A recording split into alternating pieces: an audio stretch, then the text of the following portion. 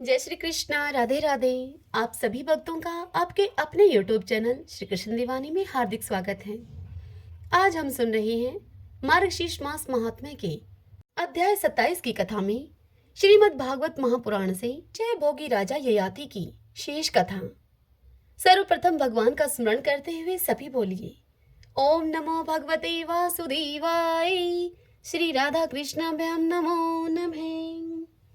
श्री शुकदेव जी परीक्षित से कहते हैं कि हे परीक्षित, राजा ययाति इस प्रकार स्त्री के वश में होकर विषयों का उपभोग करते रहे।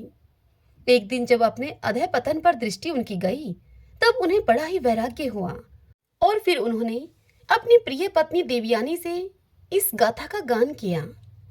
उन्होंने कहा, हे भृगुनंदिनी, तुम यह गाथा सुनो मेरी।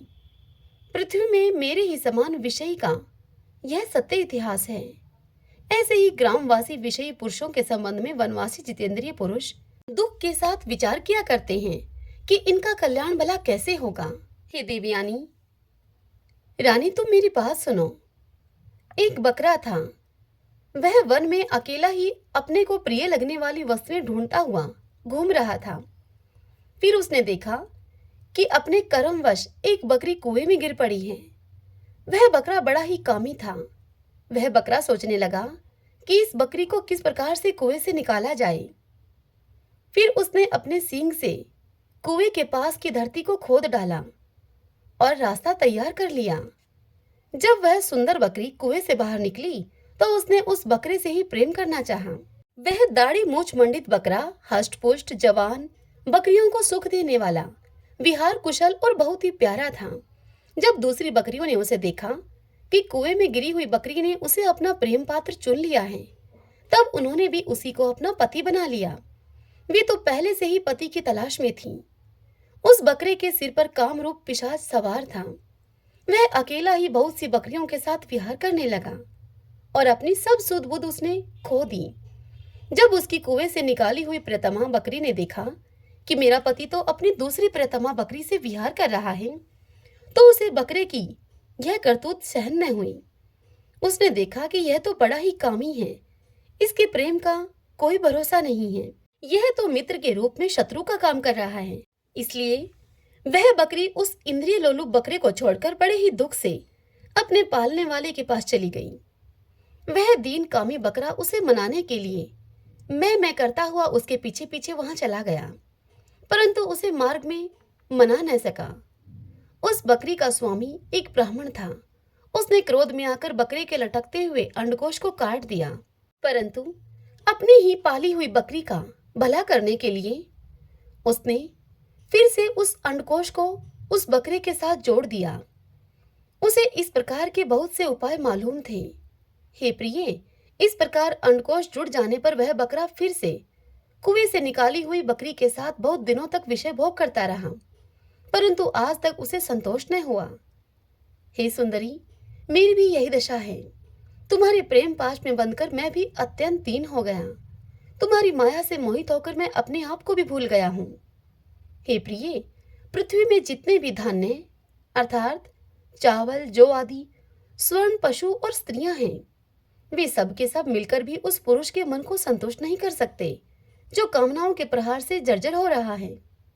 विषयों के भोगने से भोग वासना कभी शांत नहीं हो सकती, बल्कि जैसे घी की आहुति डालने पर आग और अधिक भड़क जाती है, वैसे ही भोग वासनाएं भी भोगों से प्रबल हो जाती हैं। जब मनुष्य किसी भी प्राणी और किसी भी वस्तु के साथ राग द्वेष का भाव नहीं रखता, तब वह समदर्शी हो जाता है तथा उसके लिए सभी दिशाएं सुखमयी बन जाती हैं। विषयों की तृष्णा ही दुखों का उद्गम स्थान है। मंदबुद्धि लोग बड़ी कठिनाई से उसका त्याग कर सकते हैं। शरीर बूढ़ा हो जाता है, परंतु तृष्णा तृष्णा नित्य नवीन ही होती जाती है। इसलिए जो अपना कल्याण चाहता है, उसे शीघ्र से शीघ्र इस तृष्णा अर्थात भोग वासना का त्याग कर देना चाहिए। और तो क्या, अपनी माँ, बहन और कन्या के साथ भी अकेले एक आसन पर सटकर नहीं बैठना चाहिए। इंद्रियां इतनी बलवान हैं कि बड़े से बड़े विद्वानों को भी यह विचलित कर देती हैं। विषयों का बार बार सेवन करते करते मेरे 1000 वर्ष अब पूरे हो गए। फिर भी क्षण प्रतिक्षण उन भोगों की लालसा बढ़ती ही जा रही है। इसलिए मैं अब भोगों की वासना तृष्णा का परित्याग करके अपना अंतःकरण परमात्मा के प्रति समर्पित कर दूंगा और शीत उष्ण सुख दुख आदि के भावों से ऊपर उठकर अहंकार से मुक्त होकर हिरणों के साथ वन में विचरूंगा। लोक परलोक दोनों के ही भोग असत्य हैं, ऐसा समझकर न तो उनका चिंतन करना चाहिए और न भोग ही करना चाहिए। ऐसा समझना चाहिए कि उनके चिंतन से ही जन्म मृत्यु रूप संसार की प्राप्ति होती है और उनके भोग से तो आत्मा का नाश ही हो जाता है। वास्तव में इनके रहस्य को जानकर इनसे अलग रहने वाला ही आत्मज्ञानी है। श्री शुकदेव जी इस कथा को सुनाते हुए परीक्षित से आगे कहते हैं, हे परीक्षित, ययाति ने अपनी पत्नी से इस प्रकार कहकर पुरु की जवानी उसे लौटा दी और उससे अपना बुढ़ापा ले लिया।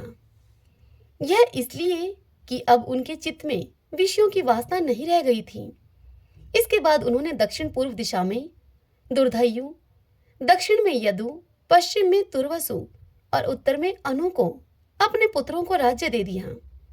सारे भूमंडल की समस्त संपत्तियों के योग्यतम पात्र पुरु को अपने राज्य पर उन्होंने अभिषिक्त किया और ऐसा करके तथा बड़े भाइयों को उसके अधीन बनाकर वे अब वन में चले गए।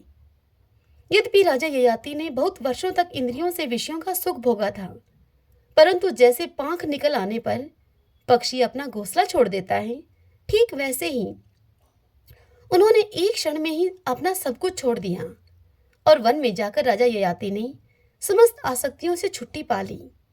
आत्म साक्षात्कार हो जाने से उस आत्म साक्षात्कार के द्वारा उनका त्रिगुणमय लिंग शरीर नष्ट हो गया।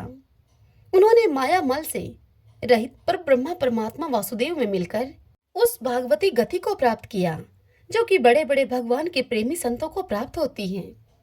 जब देवयानी ने यह गाथा सुनी तो उसने समझा कि ये मुझे निर्वृत्ति मार्ग के लिए प्रोत्साहित कर रही हैं, क्योंकि स्त्री पुरुष में परस्पर प्रेम के कारण विरह होने पर विकलता होती है। ऐसा सोचकर ही उन्होंने यह बात हंसी हंसी में कही है।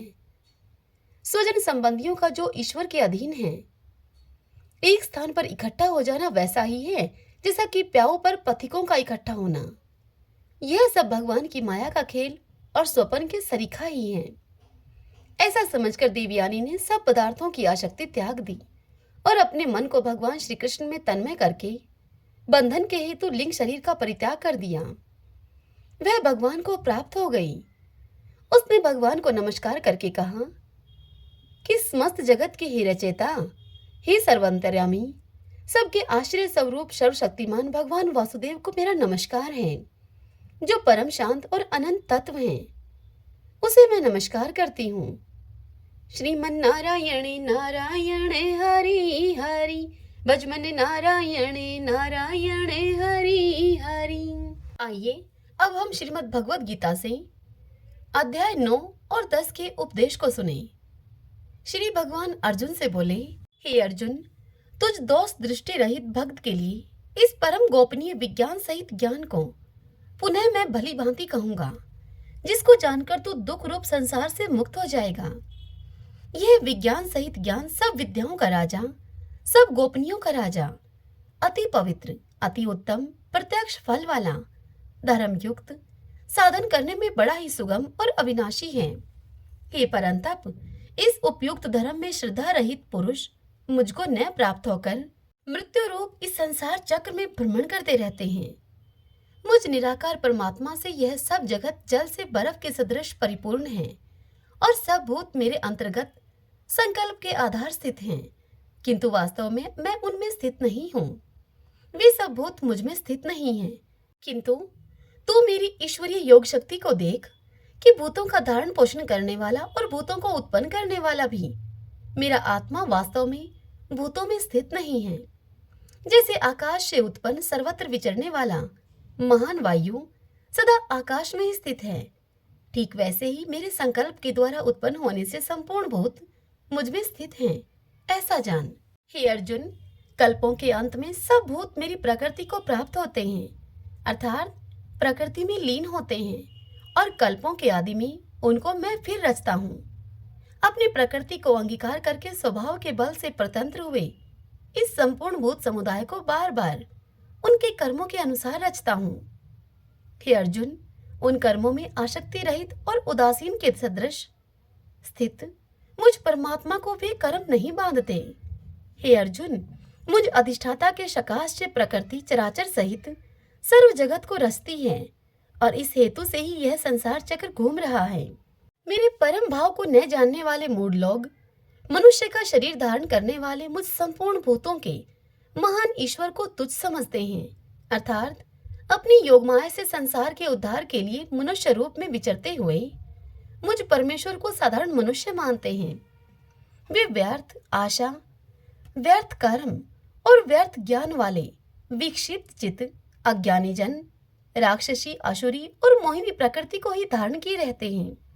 परंतु हे कुंती पुत्र, दैवी प्रकृति के आश्रित महात्मा जन मुझको सब भूतों का सनातन कारण और नाश रहित अक्षर स्वरूप जानकर अनन्य मन से युक्त होकर निरंतर भजते हैं। वे दृढ़ निश्चय वाले भगत जन निरंतर मेरे नाम और गुणों का कीर्तन करते हुए तथा मेरी प्राप्ति के लिए यत्न करते हुए और मुझको बारंबार प्रणाम करते हुए सदा मेरे ध्यान में युक्त होकर अनन्य प्रेम से मेरी उपासना करते हैं। दूसरे ज्ञान योगी मुझ निर्गुण निराकार ब्रह्मा का ज्ञान यज्ञ के द्वारा अभिन्न भाव से पूजन करते हुए भी मेरी उपासना करते हैं और दूसरे मनुष्य बहुत प्रकार से स्थित मुझ विराट स्वरूप परमेश्वर की पृथक भाव से उपासना करते हैं। क्रतु मैं हूँ, यज्ञ मैं हूँ, स्वधा मैं हूँ, औषधि मैं हूँ, मंत्र मैं हूँ, घृत मैं हूँ, अग्नि मैं हूँ और हवन रूप क्रिया भी मैं ही हूँ।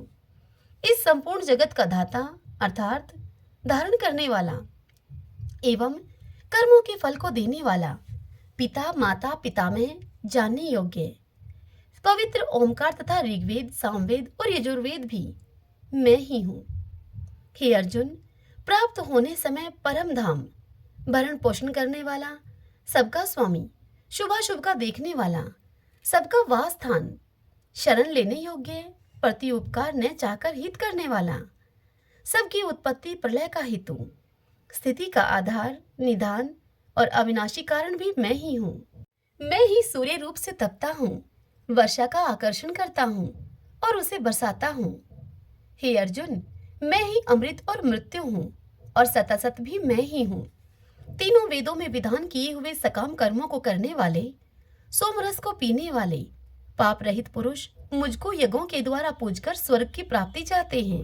वे पुरुष अपने पुण्यों के फल रूप स्वर्गलोक को प्राप्त होकर स्वर्ग में दिव्य देवताओं के भोगों को भोगते हैं। वे उस विशाल स्वर्गलोक को भोगकर पुनः क्षीण होने पर मृत्युलोक को प्राप्त होते हैं। इस प्रकार स्वर्ग के साधन रूप तीनों वेदों में कहे हुए सकाम कर्म का आश्रय लेने वाले और भोगों की कामना वाले पुरुष बार बार आवागमन को प्राप्त होते हैं, अर्थात पुण्य के प्रभाव से स्वर्ग में जाते हैं और पुण्य क्षीण होने पर फिर से मृत्युलोक में आते हैं। जो अनन्य प्रेमी भगतजन मुझ परमेश्वर को निरंतर चिंतन करते हुए निष्काम भाव से भजते हैं, उन नित्य निरंतर मेरा चिंतन करने वाले पुरुषों का योगक्षेम मैं स्वयं प्राप्त कर देता हूँ। हे अर्जुन, यद्यपि श्रद्धा से युक्त जो सकाम भक्त दूसरे देवताओं को पूजते हैं, वे भी मुझको ही पूजते हैं, किंतु उनका वह पूजन अविधि पूर्वक अर्थात अज्ञान पूर्वक है, क्योंकि संपूर्ण यज्ञों का भोक्ता और स्वामी भी मैं ही हूँ। परंतु वे मुझ परमेश्वर को तत्व से नहीं जानते, इसी से वे गिरते हैं, अर्थात पुनर्जन्म को प्राप्त होते हैं। देवताओं को पूजने वाले देवताओं को प्राप्त होते हैं, पितरों को पूजने वाले पितरों को प्राप्त होते हैं, भूतों को पूजन वाले भूतों को प्राप्त होते हैं, और जो मेरा पूजन करने वाले हैं वे भक्त मुझको प्राप्त होते हैं। इसलिए मेरे भक्तों का पुनर्जन्म नहीं होता। जो कोई भक्त मेरे लिए प्रेम से पत्र, पुष्प, फल, जल आदि अर्पण करता है, उस शुद्ध बुद्धि निष्काम प्रेमी भक्त का प्रेम पूर्वक अर्पण किया हुआ वह पत्र पुष्प आदि मैं सगुण रूप से प्रकट होकर प्रीति के सहित खाता हूँ। हे अर्जुन, तू जो कर्म करता है, जो खाता है, जो हवन करता है, जो तू दान करता है और जो तप करता है, वह सब मेरे अर्पण कर। इस प्रकार जिसमें समस्त कर्म मुझ भगवान के अर्पण होते हैं, ऐसे संन्यास योग से युक्त चित वाला तू शुभाशुभ फल रूप कर्म बंधन से मुक्त हो जाएगा और तू उनसे मुक्त होकर मुझको ही प्राप्त होगा। मैं सब भूतों में संभाव से व्यापक हूँ। न कोई मेरा अप्रिय है और न मेरा कोई प्रिय है, परंतु जो भक्त मुझको प्रेम से भजते हैं वे मुझ में हैं और मैं भी उनमें प्रत्यक्ष प्रकट हूँ। यदि कोई अतिशय दुराचारी भी अनन्य भाव से मेरा भक्त होकर मुझको भजता है तो वह साधु ही मानने के योग्य है, क्योंकि वह यथार्थ निश्चय वाला है। अर्थात उसने भली भांति यह निश्चय कर लिया है कि परमेश्वर के भजन में उस परमेश्वर के भजन के समान अन्य कुछ भी नहीं है। वह शीघ्र ही धर्मात्मा हो जाता है और सदा रहने वाली परम शांति को वह प्राप्त होता है। हे अर्जुन, तू निश्चय पूर्वक सत्य को जान कि मेरा भक्त नष्ट नहीं होता। हे अर्जुन, स्त्री, वैश्य, शूद्र तथा पाप योनि चांडाल आदि जो कोई भी हो, वे भी मेरे शरण होकर परम गति को ही प्राप्त होते हैं। फिर इसमें तो कहना ही क्या है। जो पुण्यशील ब्राह्मण तथा राजऋषि भगतजन मेरी शरण होकर परम गति को प्राप्त होते हैं, इसलिए तू सुख रहित और क्षणभंगुर इस मनुष्य शरीर को प्राप्त होकर निरंतर मेरा ही भजन कर। मुझ में मन वाला हो जा, मेरा भक्त बन जा, मेरा पूजन करने वाला हो, मुझको प्रणाम कर और इस प्रकार आत्मा को मुझ में नियुक्त करके मेरे परायण होकर तू मुझको ही प्राप्त होगा। श्रीमन नारायण नारायण हरि हरि, भजमन नारायण नारायण हरि हरि। श्री भगवान अर्जुन से बोले, हे महाबाहो, फिर भी मेरे परम रहस्य और प्रभाव युक्त वचन को तो सुन, जिससे मैं तुझ अतिशय प्रेम रखने वाले के लिए हित की इच्छा से कहूंगा। मेरी उत्पत्ति को अर्थात लीला से प्रकट होने को न देवता लोग जानते हैं न महर्षि जन ही जानते हैं, क्योंकि मैं सब प्रकार से देवताओं का और महर्षियों का भी आदि कारण हूँ। जो मुझको अजन्मा अर्थात वास्तव में जन्म रहित, अनादि और लोगों का महान ईश्वर तत्व से जानता है, वह मनुष्यों में ज्ञानवान पुरुष संपूर्ण पापों से मुक्त हो जाता है।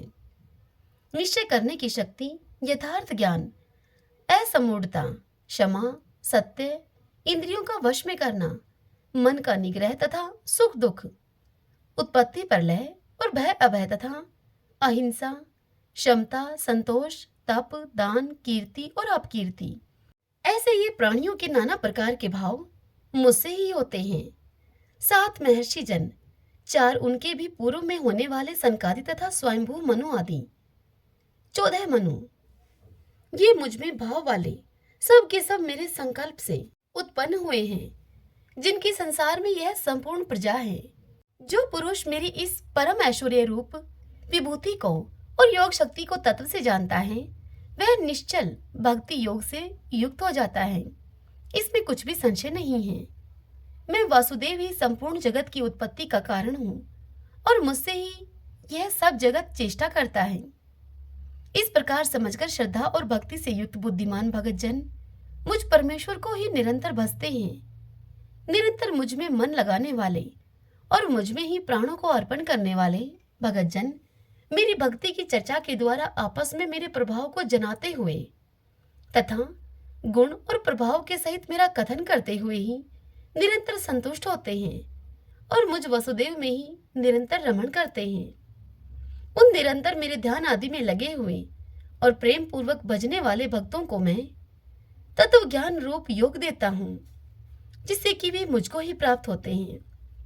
हे अर्जुन, उनके ऊपर अनुग्रह करने के लिए उनके अंतःकरण में स्थित हुआ मैं स्वयं ही उनके अज्ञान जनित अंधकार को प्रकाश में तत्व ज्ञान रूप दीपक के द्वारा नष्ट कर देता हूँ। श्री भगवान का यह उपदेश सुनकर अर्जुन उनसे बोले, आप परम ब्रह्मा, परम धाम और परम पवित्र हैं, क्योंकि आपको सब ऋषिगण सनातन दिव्य पुरुष एवं देवों का भी आदि देव, अजन्मा और सर्वव्यापी कहते हैं। वैसे ही देव ऋषि नारद तथा असित और देवल ऋषि तथा महर्षि व्यास भी कहते हैं और आप भी मेरे प्रति कहते हैं। हे केशव, जो कुछ भी मेरे प्रति आप कहते हैं, इस सब को मैं सत्य मानता हूँ। हे भगवान, आपके लीलामय स्वरूप को न तो दानव जानते हैं और न देवता ही। हे भूतों को उत्पन्न करने वाले, हे भूतों के ईश्वर, हे देवों के देव, हे जगत के स्वामी, हे पुरुषोत्तम, आप स्वयं ही अपने से अपने को जानते हैं। इसलिए आप ही उन अपनी दिव्य विभूतियों को संपूर्णता से कहने में समर्थ हैं, जिन विभूतियों के द्वारा आप इन सब लोगों को व्याप्त करके स्थित हैं। हे योगेश्वर, मैं किस प्रकार निरंतर चिंतन करता हुआ आपको जानूं, और हे भगवान, आप किन किन भावों में मेरे द्वारा चिंतन करने योग्य हैं।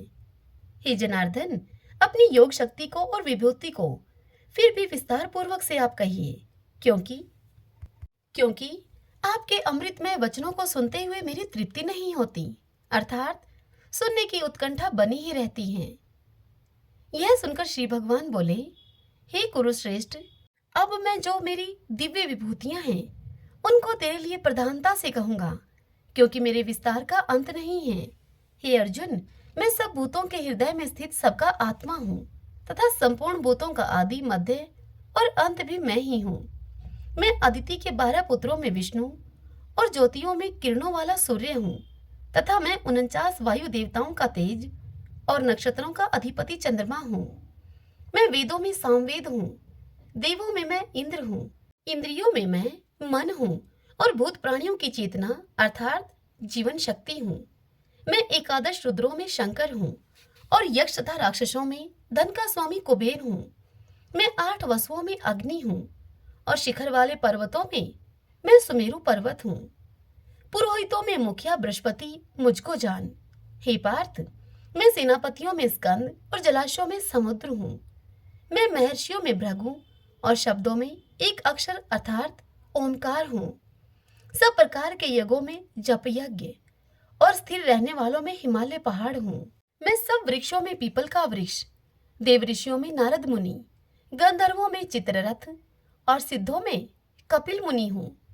घोड़ों में अमृत के समान उत्पन्न होने वाला उच्चई शर्वा नामक घोड़ा, श्रेष्ठ हाथियों में इरावत नामक हाथी और मनुष्यों में तू राजा मुझको जान। मैं शस्त्रों में वज्र और गौओं में कामधेनु हूँ। शास्त्रोक्त रीति से संतान की उत्पत्ति का हेतु कामदेव हूँ और सर्पों में सर्पराज वासुकी मैं हूँ। मैं नागों में शेषनाग और जलचरों का अधिपति वरुण देवता हूँ और पितरों में अयरमा नामक पितृ तथा शासन करने वालों में यमराज मैं हूँ। मैं दैत्यों में प्रहलाद और गणना करने वालों का समय हूँ तथा पशुओं में मृगराज सिंह और पक्षियों में मैं गरुड़ हूँ। मैं पवित्र करने वाला वायु और शस्त्रधारियों में श्री राम हूँ तथा मछलियों में मैं मगर हूँ और नदियों में श्री भागीरथी गंगा जी हूँ।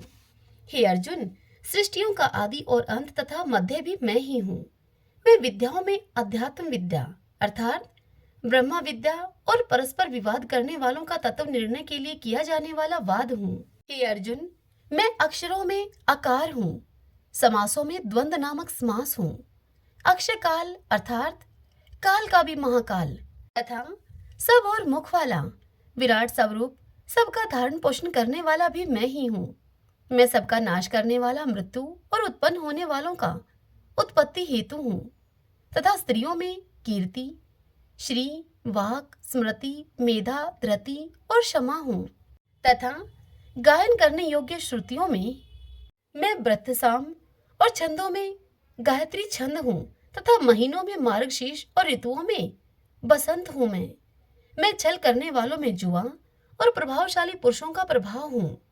मैं जीतने वालों का विजय हूँ, निश्चय करने वालों का निश्चय हूँ और सात्विक पुरुषों का सात्विक भाव हूँ। मैं वृष्णि वंशियों में वासुदेव अर्थात मैं स्वयं तेरा सखा, पांडवों में मैं धनंजय अर्थात तू, मुनियों में वेदव्यास और कवियों में शुक्राचार्य कवि भी मैं ही हूँ। मैं दमन करने वालों का दंड अर्थात दमन करने की शक्ति हूँ, जीतने की इच्छा वालों की नीति हूँ, गुप्त रखने वाले भावों का रक्षक मौन हूँ मैं और ज्ञानवानों का तत्व ज्ञान मैं ही हूँ। और हे अर्जुन, जो सब भूतों की उत्पत्ति का कारण है वह भी मैं ही हूँ, क्योंकि ऐसा कोई चर और अचर कोई भी भूत नहीं है जो मुझसे रहित हो। हे परंतप अर्जुन, मेरी दिव्य विभूतियों का अंत नहीं है। मैंने अपनी विभूतियों का यह विस्तार तो तेरे लिए एक देश से अर्थात संक्षेप से कहा है। जो भी विभूति युक्त अर्थात ऐश्वर्य युक्त, कांति युक्त और शक्ति युक्त वस्तु है उसको तू मेरे तेज के अंश की ही अभिव्यक्ति जान। अथवा हे अर्जुन, इस बहुत जानने से तेरा क्या प्रयोजन है?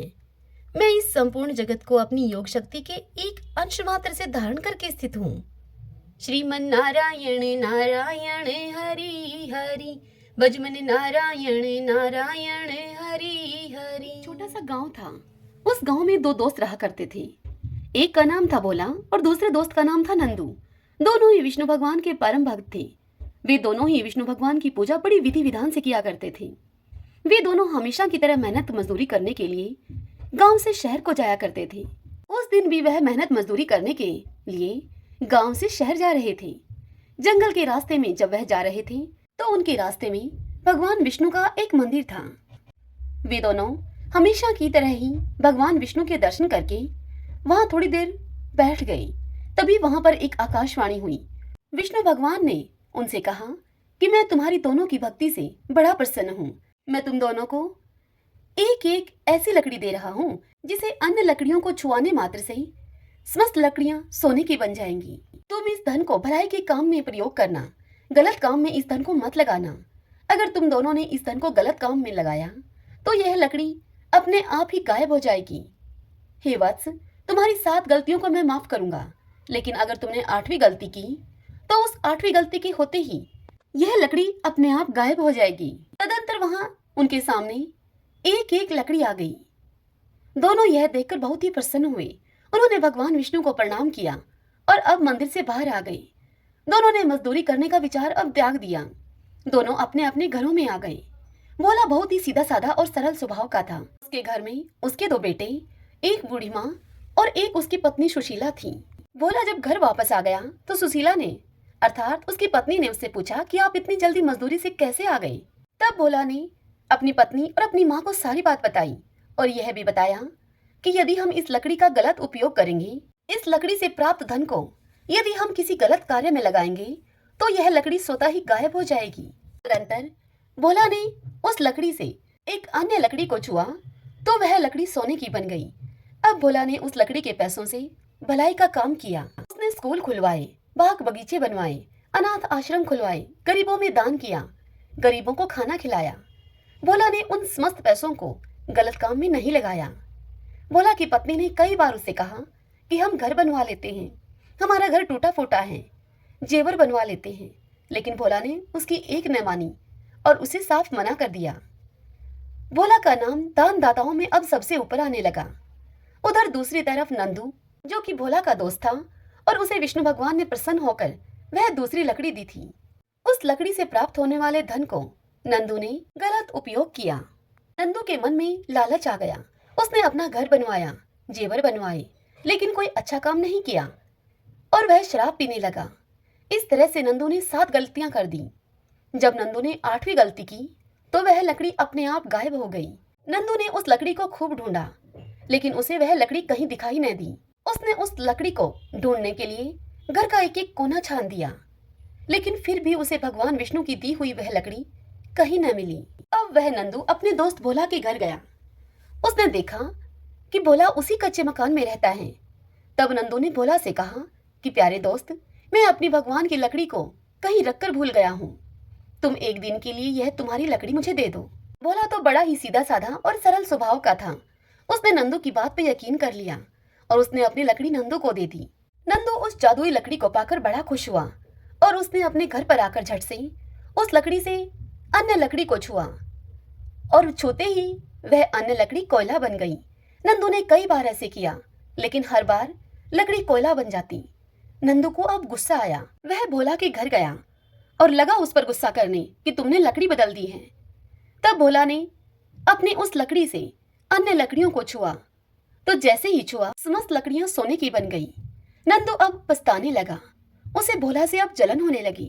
अब नंदू ने जलन के मारे उस नगर के राजा से भोला की शिकायत कर दी और राज दरबार में जाकर राजा से कहा कि महाराज, इस गांव में मेरा एक दोस्त है जिसका नाम है भोला। उसके पास एक ऐसी लकड़ी है जो दूसरी लकड़ियों को छूते ही उन्हें सोने की बना देती है। महाराज, वह लकड़ी तो आपके राजमहल में होनी चाहिए। तब राजा ने सारी बात सुनकर उसकी अपने सिपाहियों को भेजकर वह लकड़ी दरबार में मंगवा ली और भोला को भी दरबार में बुलाया और फिर राजा ने भोला से सारी बात पूछी। भोला ने सारी बात राजा को बताई। तब राजा ने कहा भोला से कि यह लकड़ी आज के बाद राजमहल में रहेगी। भोला चुप रहा, वह कुछ नहीं बोला। भोला ने राजा से कहा कि जो हुक्म महाराज, जैसा आप चाहते हैं वैसा ही होगा। अब भोला लकड़ी राजा को सौंपकर अपने घर वापस आ गया। अब उधर महल में राजा और राजा के मंत्रियों ने उस लकड़ी से दूसरी लकड़ियों को छुआया तो दूसरी लकड़ियां कोयला बन गईं। राजा भी विष्णु भगवान का परम भक्त था। उस रात्रि में भगवान विष्णु ने राजा के स्वप्न में आकर राजा से कहा कि हे राजन, भोला मेरा परम भक्त है। वह हर गुरुवार को मेरा व्रत करता है। अगन मास में वह स्नान करता है। उसी से प्रसन्न होकर मैंने यह लकड़ी भोला को दी थी। तुम यह लकड़ी भोला को वापस कर दो, नहीं तो मैं तुम्हारे राज्य को नष्ट कर दूंगा। राजा ने अपने स्वप्न की यह बात सुबह उठकर अपनी रानी और मंत्रियों को बताई। राजा की रानी बड़ी समझदार थी। उन्होंने राजा से कहा कि महाराज, यह लकड़ी उस भोला को भगवान विष्णु के अगन मास के स्नान और व्रत के कारण प्राप्त हुई है। उस भोला के सत्कर्मों से उसे भगवान विष्णु ने प्रसन्न होकर यह लकड़ी दी है। अतः आप यह लकड़ी भोला को वापस दे दीजिए। तब राजा ने बहुत सोच विचार करके अपने सिपाहियों को यह आदेश दिया कि पालकी लेकर जाओ और भोला तथा भोला के परिवार के सभी लोगों को तुम महल में लेकर आओ। तब भोला और भोले का परिवार पूरी ठाड़ बाट से महल में आई। तब राजा ने भोला की वह लकड़ी भोला को वापस कर दी। भोला को खूब सारा धन देकर उसे पूरा मान सम्मान दिया गया और उसके दोस्त को कठोर सजा सुनाई राजा ने। जो भी मनुष्य अगहन मास में पूरी श्रद्धा पूर्वक अगहन मास का स्नान और व्रतों का पालन करता है, उस पर भगवान विष्णु प्रसन्न होते हैं। उस मनुष्य की सभी मनोकामनाएं भगवान विष्णु की कृपा से पूर्ण होती हैं। सभी बोलिए विष्णु भगवान की जय। एक समय सब प्राणियों के हितार्थ परम पावन भगीरथी के तट पर ऋषि समाज द्वारा विशाल गोष्ठी का आयोजन किया गया। इस सभा में व्यास जी के परम शिष्य श्री सूत जी महाराज हरि कीर्तन करते हुए वहां पधारे। सूत जी को आता हुआ देखकर शौनक आदि 88,000 ऋषि मुनियों ने खड़े होकर उन्हें दंडवत प्रणाम किया। तदंतर महाज्ञानी सूत जी ने बड़े ही भक्ति भाव से ऋषियों को हृदय से लगाया तथा आशीर्वाद उनको दिया। विद्वान ऋषिगण और सब शिष्य अब आसनों पर विराजमान हो गए। शौनक आदि ऋषियों ने पूछा, हे पूज्यवर, हे महामते सूत जी, कृपा करके यह बताने का आप कष्ट करें कि मंगलप्रद कष्ट निवारक यह व्रत सबसे पहले किसने किया और उसे क्या फल प्राप्त हुआ। तब श्री सूत जी बोले कि आप सभी शिव के परम भक्त हैं। आपकी भक्ति को देखकर मैं व्रती मनुष्यों की कथा आपसे कहता हूँ। ध्यान से सुनिए। एक गांव में अति ही दीन ब्राह्मण निवास किया करता था। उस ब्राह्मण की साध्वी स्त्री प्रदोष व्रत को किया करती थी। उसे एक ही पुत्र रतन था। एक समय की बात है, वह पुत्र गंगा स्नान करने के लिए गया। दुर्भाग्यवश मार्ग में चोरों ने उसको घेर लिया और वे चोर उससे कहने लगे, अब हम तुम्हें मारेंगे। यदि तुम्हें अपनी जान प्यारी हो तो तुम हमें अपने पिता के उस गुप्त धन के विषय में बता दो। तब वह बालक उन चोरों से कहने लगा कि बंधुओं, हम अत्यंत दुखी दीन हैं, हमारे पास धन कहाँ है। तब उन चोरों ने उस बालक से कहा कि तेरे इस पोटली में फिर क्या बंधा है। बालक ने निसंकोच उनसे कहा कि मेरी माँ ने मेरे लिए रोटियां दी हैं। यह सुनकर चोरों ने अपने साथियों से कहा कि साथियों, यह बड़ा ही दीन दुखी है, इस मनुष्य को तुम छोड़ दो, हम किसी और को लूट लेंगे। इतना कहकर उन चोरों ने उस बालक को जाने दिया। बालक अब वहां से चलते चलते एक नगर में पहुंचा। नगर के पास एक बरगद का पेड़ था। वह बालक उसी बरगद के पेड़ की छाया में सो गया। इसी समय उस नगर के सिपाही चोरों को ढूंढते ढूंढते उस बरगद के पेड़ के नीचे आ गए और उस पेड़ के नीचे सोए हुए बालक को चोर समझकर सिपाहियों ने उसे बंदी बना लिया और राजा के सामने प्रस्तुत किया। राजा ने उसे कारावास में बंद करने के लिए आदेश दे दिया। ब्राह्मणी का लड़का जब घर नहीं लौटा तब ब्राह्मणी को अपने पुत्र की बड़ी चिंता हुई। अगले दिन प्रदोष व्रत था। ब्राह्मणी ने प्रदोष व्रत किया और भगवान शंकर से मन ही मन अपने पुत्र की कुशलता की प्रार्थना की। भगवान शंकर ने उस ब्राह्मणी की प्रार्थना को स्वीकार कर लिया। उसी रात भगवान शंकर ने उस राजा को स्वप्न में यह आदेश दिया। भगवान शंकर ने राजा से कहा कि वह बालक चोर नहीं है। राजा, तो प्रातःकाल उस बालक को छोड़ दे, अन्यथा तेरा सारा राज्य वैभव नष्ट हो जाएगा। जब प्रातःकाल राजा उठा तो राजा ने शिवजी की आज्ञा के अनुसार उस बालक को कारावास से मुक्त कर दिया। बालक ने अपनी सारी कहानी राजा को सुनाई। सारा वृतांत सुनकर राजा ने अपने सिपाहियों को यह आदेश दिया कि इस बालक को इसके घर छोड़ कर आओ और उसके माता पिता को राज दरबार में बुला कर लाओ। सिपाहियों ने उसके माता पिता को जाकर यह आदेश सुनाया तब उसके माता पिता बड़े ही भयभीत हुए और वह उन सिपाहियों के साथ राज दरबार में आए। दरबार में राजा ने जब उन्हें भयभीत देखा तो राजा ने उनसे कहा कि आप भयभीत न हो, आपका बालक तो निर्दोष है। तदंतर राजा ने ब्राह्मण को 5 गांव दान में दिए जिससे कि वे सुखपूर्वक अपना जीवन व्यतीत कर सके। भगवान शिव शंकर की कृपा से वह ब्राह्मण परिवार अब आनंद पूर्वक रहने लगा। इसलिए जो भी मनुष्य रवि प्रदोष व्रत को करता है, मनुष्य अपने संपूर्ण जीवन निरोग रहते हुए प्रसन्न रहता है। अब हम श्री विष्णु सहस्त्रनाम स्तोत्र का पाठ करें। यस्य स्मरण मात्रेण जन्म संसार बंधनात् विमुच्यते नमस्तस्मै विष्णवे प्रभ विष्णवे नमः समस्त भूतानामादि भूताय भूभृते अनेक रूप रूपाय विष्णवे प्रभ विष्णवे। ओम विश्वं विष्णुः वषट्कारो भूत भव्य भवत् प्रभुः भूतकृत भूतभृत भावो भूतात्मा भूत भावने भूतात्मा परमात्मा च मुक्तानां परमागतिः।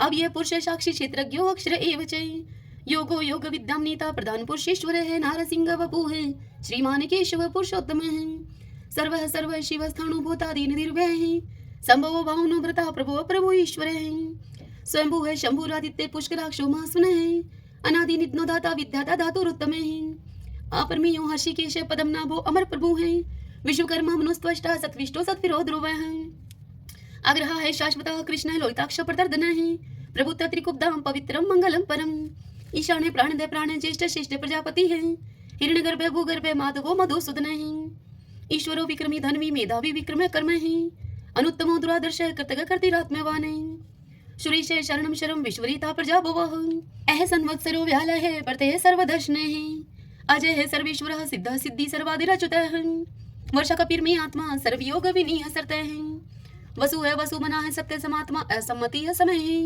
अमोघ है पुंडरीकाक्षो वर्षकर्मा वर्षा करती है रुद्रो है बहुशिरा है बबरू है विश्व योनि शुचिश्रवा है अमृत है शाश्वत स्थाणु वरारो महातपा है सर्वज्ञ सर्व विद्वानो विश्वक्षिणो जनार्दन है वेदो है वेद विद्यांगो वेदांगो वेद विद कवि है लोकादक्ष सुरादक्ष धर्मादक्ष कृता कृत है चतुरात्मा चतुर्व्यूह चतुर्दृष्ट चतुर्भुज है राजिष्णु भोजनम भोक्ता शेषणु जगदादिजय है अनगो विजयोजेता विश्वयोनि पुनर्वसु है उपेंद्रो वामन प्रांशु अमोघे सुचि ऊर्जित है अतीन्द्रिय है संग्रह सर्गो धर्तात्मा नियमोयमय है वेदो वैदय सदा योगी वीर माधवो मधु है अतीन्द्रियो महामायो महोत्साहो महाबल है महाबुद्धि महावीर्यो महाशक्ति महादुति है अनिर्देश्य वपु है श्रीमान अमे आत्मा महाद्रीद्रक है महेश्वासो महिव्रता श्रीनिवास सताम गति है अनिरुद्ध सुरानंदो गोविंदो गोविंदाम पति है मरीचि है दमन हंसो शोपर्णो भुजगोतम है हिरणाभ सूतपा पदम नाभ प्रजापति है अमृत्यु है सर्वद्रक है सिंह संदाता संधिमान स्त्र है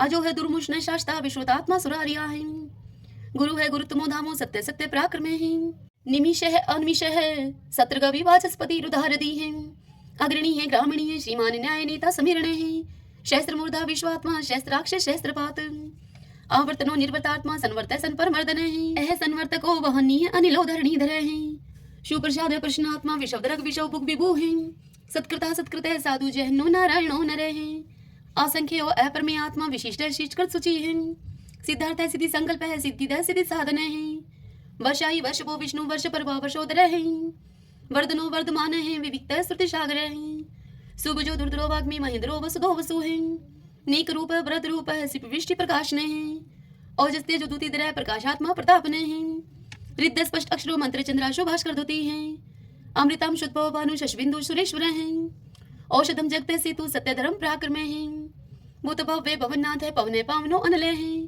काम काम कृतकांत है काम है काम प्रदय प्रभु है युगाधिकृत युगावर्तो नेकमायो महाशने है अदृश्य अव्यक्त रूप शस्त्रजित अनंत जित है इष्टो अवशिष्ट शिष्टेष्ट शिखंडी नवशो वर्ष है क्रोध क्रोध कृत करता विश्वबाहु महीधर है अच्युत प्रतित प्राण है प्राण दो वासवानुज है अपाम निदिर्दिष्टा नंबर मत प्रतिष्ठित है स्कंद स्कंदरो दुर्यो वर्दो वायु वाहन है वासुदेव व्रत भानु आदि देव पुरंदर है अशोक सारण स्तार शूर शौरी जनेश्वर है अनुकूल शतावर्त है पद्मी पदम निवेक्षण है पद्मनाभो अरविंदाक्ष पदम गर्भ शरीर भृत है महदीरिदो वरदात्मा मोक्षो गरुड़ो दुजय है अतुल शर्वो भीमा सम्यगो हवि हरि है सर्वलक्षण लक्षणयो लक्ष्मीवान समिंत जय है विक्षरो रोहितो मार्गो हेतु दामोदर सह महिधरे महाभागो वेगवान विताशने है उद्भव शोभनो देव श्री गर्भ परमेश्वर है कर्णम कारणम करता विकर्ता गहनो गोवे है व्यवसायो व्यवस्थाने संस्थाने स्थानदो ध्रुव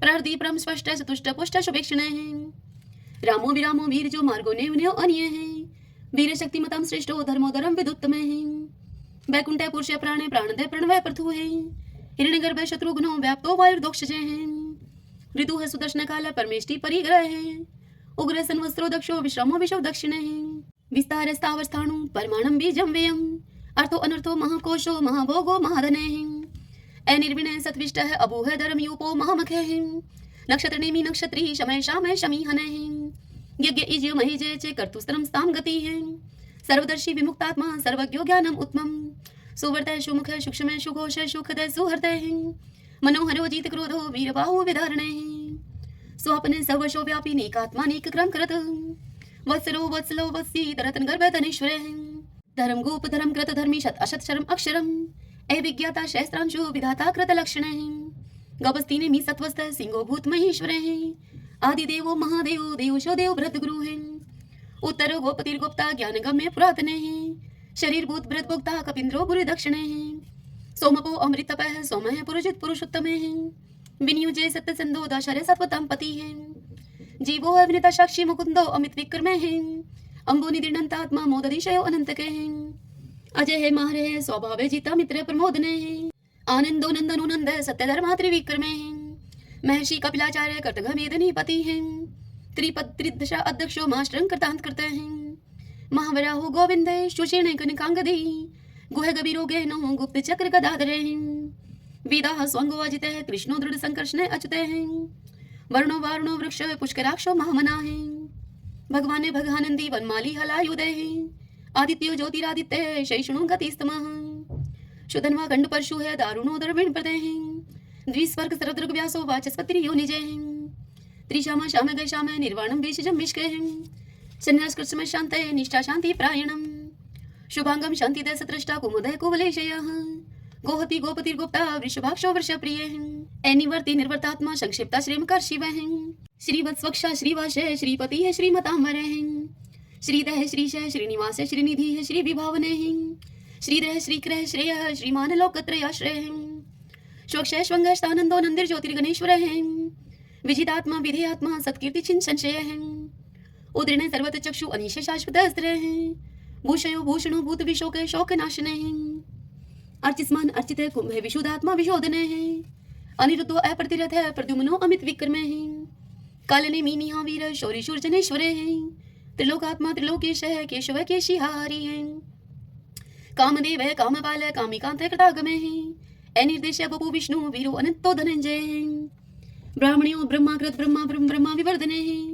ब्रह्माविद ब्राह्मणो ब्रह्मी ब्रह्माज्ञो ब्राह्मण प्रिय महाकर्मो महाकर्मा महातेजा महोरगे महाक्रतु महायज्वा महायगो महावीर सत्वय स्तौ प्रिय स्तोत्रम स्तोतरण प्रिय पूर्ण पुरिता पुण्य पुण्य कीर्ति अनामय मनोजव तीरथ करो वसुरेता वसुप्रदय वसुप्रदो वासुदेवो वसु है वसु मनाहावी सदगति है सत्कृति है सत्ता सद्भूति सत्य प्रायणे सूरसेनो यदुश्रेष्ठ सन्निवास है स्वयामुने भूतावासो वासुदेव सर्वासु निलयो अनिलय द्रपः द्रुप्तो द्रुप्तो दुर्दुरो अपराजित विश्वमूर्ति महामूर्ति दीप्तमूर्ति अमूर्तिमान अनेक मूर्ति अव्यक्त है शतमूर्ति शतानन एकोनेक स्वः किमित तत्पद अनुत्तमम् लोकबंधु लोकनाथो माधवो भक्त वत्सल स्वर्ण वर्णो हेमांगो व्रांग चंदनांगदी वीरः विश्व शून्यो गर्ताशी अचल चल एमानी मान दो मानो लोक स्वामी त्रिलोक द्रक सुमेधा मेध जो धन्य सत्य मेधा धराधर तेजो वृषो दुतिधर सर्वशस्त्र प्रथम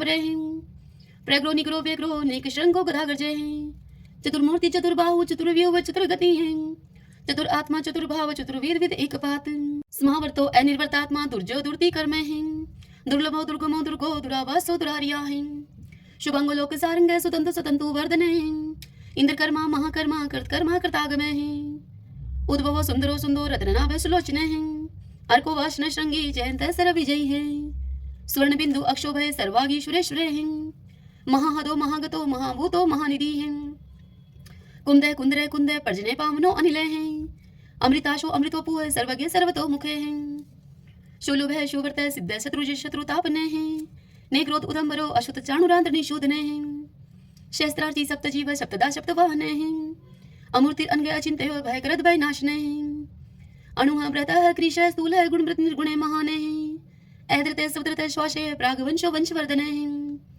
भारव्रत कथित योगी योगीश सर्व कामदे आश्रम शर्मण श्याम सुपर्णो वायु वाहन धनुर्धरो धनुर्वेदो दंडो दमितादमः अपराजित सर्वशहो नियंता नियमो अयमः सतोवान सात्विकः सत्य सत्यधर्म प्रायणः अभिप्राय प्रियारो अर्ह प्रियकृत प्रतिवर्धनः विहार सगति ज्योति है सुरुचि उद्भुग विभु है रवि विरोचन सूर्य है सविता रवि लोचन है अनंत हूत भूत भोक्ता सुख दो नेक जो अग्रजय है निर्णय सदामर्षि लोकधिष्ठानम अद्भुत है सनातन सनातन तम है कपिल पे है स्वस्ति स्वस्ति कृत स्वस्ति स्वस्ति बुक स्वस्ति दक्षिण है रुद्र कुंडली चक्री विक्रम उचित शासन है शब्दातिक शब्द शिशिर शर्वरी कर क्रूर पेशलो दक्षो दक्षिण शमीनांबर है विदुत्म विद्भय पुण्य श्रवण कीर्तन है उत्तारणो दुष्कृति पुनोदशपन्नाशने है वीर रक्षण संतो जीवन प्रिय वस्थित है अनंत रूप अनंत श्री जीत वन्यो व्यापय चतुरस्रो गभीरात्मा विदिशो व्याधीशो दिशे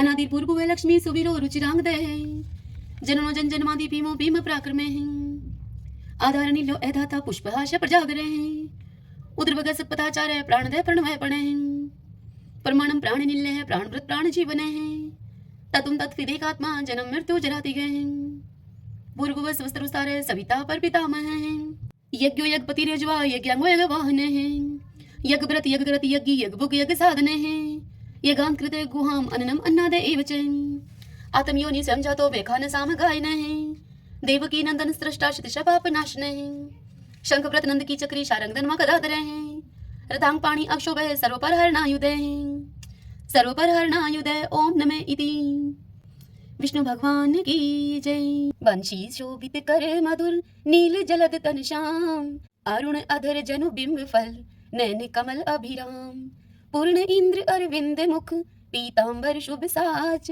जय मन मोहन मदन छवि कृष्ण चंद्र महाराज जय यदुनंदन जय जगवंदन जय वसुदेव देव की नंदन जय यशोदा सुत नंद दुलारे जय प्रभु भक्तन के दृगतारे जय नटनागर नाथ नथैया कृष्ण कन्हैया धेनु चरैया पुनि नख पर प्रभु गिरिवर धारो आओ दीनन कष्ट निवारो बंसी मधुर अधर धर टेरी होवे पूर्ण विनय यह मेरी आओ हरि पुनि माखन चाखो आओ लाज भगत की राखो गोल कपोल चिबुक अरुणारे मृदु मुस्कान मोहिनी डारे रंजित राजीव नयन विशाला मोर मुकुट वजयंती माला कुंडल श्रवण पीत पट आछे कटिकिं कणिकाचन काछे नील जलज सुंदर तनु सोहै छवि लखी सुर नर मुनि मोहै मस्तक तिलक अलक घुंघराले आओ कृष्ण बांसुरी वाले करी पय पान पुत नहीं तारयो अका बका कागा सुर मारयो मधुवन चलत अग्नि जब ज्वाला भय शीतल लखत ही नंद लाला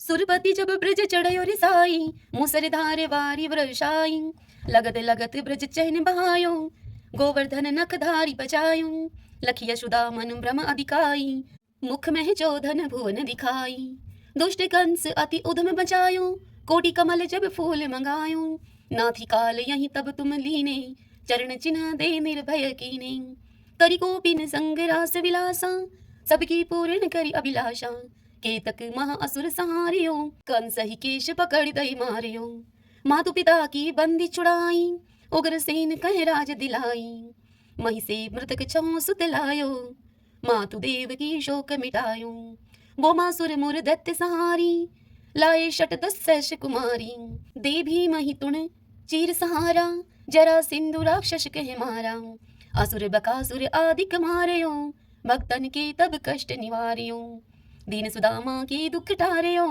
तंदुल तीन मुट्ठी मुख डारयो प्रेम के साग विदुर घर मांगे दुर्योधन के मेवा त्यागे लखी प्रेम की महिमा भारी ऐसे श्याम दीन हितकारी मारत के पारथ रथ के लिए चक्र कर नहीं बल था के निज गीता के ज्ञान सुनाए भक्त हृदय सुधा बरसाए मीरा थी ऐसी मत वाली विष पी गई बजा करके ताली राणा भेजा सांप पिटारी शाली ग्राम बने बनवारी निज माया तुम विधि दिखायो उड़ते संशय शकल मिटायो तब शत निंदा करी तत्काला जीवन मुक्त भयो शिशुपाला जब ही द्रौपदी टेर लगाई, दीनानाथ लाज अब जाई, तुरत ही बसन बने नंदलाला, बड़े चीर भय अरि मुँह काला।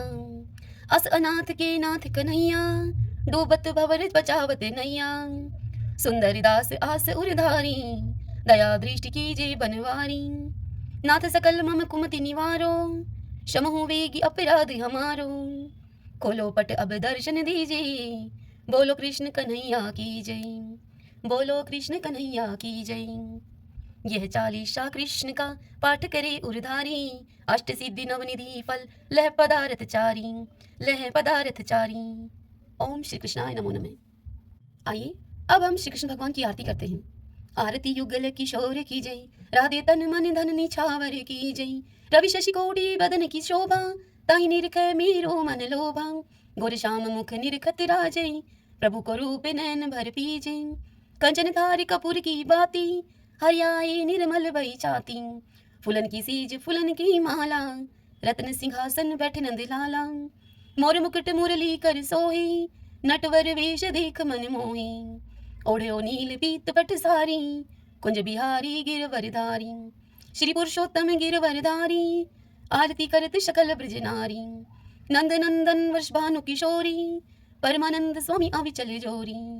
सभी बोलिए श्री कृष्ण भगवान की जय। तो आइए भगवान के इन नामों को 5 बार बोलते हुए संकीर्तन करते हैं। श्री कृष्ण गोविंदे हरि मुरारी, हे नाथ नारायण वासुदेव। श्री कृष्ण गोविंदे हरि मुरारी, हे नाथ नारायण वासुदेव। श्री कृष्ण गोविंदे हरि मुरारी, हे नाथ नारायण वासुदेव। श्री कृष्ण गोविंदे हरि मुरारी, हे नाथ नारायण वासुदेव। श्री कृष्ण गोविंदे हरे मुरारी, हे नाथ नारायण वासुदेव। सभी बोलिए विष्णु भगवान की जय। श्री राधा कृष्णाभ्याम नमो नमः। भक्तजनों, आज की यह कथा आपको कैसी लगी? यदि आपको यह कथा उपयोगी लगी हो तो इस वीडियो को आप लाइक करें और कमेंट बॉक्स में जय श्री कृष्णा लिखिए। और यदि आप हमारे चैनल पर पहली बार आए हैं तो आप हमारे इस चैनल श्री कृष्ण दीवानी को सब्सक्राइब कर लीजिए। बेल आइकन के बटन को भी प्रेस कर लीजिएगा ताकि आपको आने वाले सभी वीडियोस की जानकारी सबसे पहले उपलब्ध हो सके। हरे कृष्णा।